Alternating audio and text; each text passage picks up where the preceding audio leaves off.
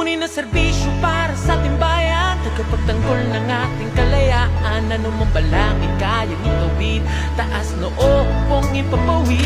I see the Philippine Air Force as an institution that provides aerial domain security and humanitarian assistance to the Filipino people. As a POF soldier and future pilot, I desire to be part in the utilization of those assets in service to our fellow men. Ang pagkakaiba ng PAF noon and PAF ngayon sa education and training, mas naging revolutionized siya. Nag-improve siya in the sense na nagkaroon siya ng development na that would be making it mas resilient, mas empowered yung mga estudyante, and you're giving them what they really need to learn. Bilang bagong sundalo, nakikita ko ang modernisasyon. Unang-una sa air assets ng Philippine Air Force na sumasabay sa mga ibang bansa. Unti-unti, nadadagdagan yung mga bagay na magagamit natin para matulungan ang ating bayan.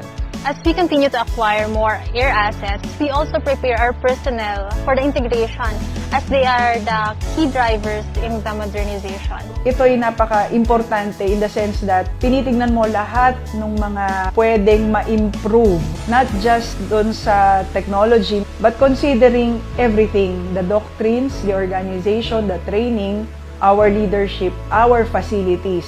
The Philippine Air Force's modernization is definitely necessary as today's threats are getting ever more complex and diverse. We are now at the stage of modern warfare, and a modernized Philippine Air Force is what our country needs. Nakikita ko na ang Philippine Air Force ay isa sa pinakamoderno nating organisasyon dito sa Pilipinas.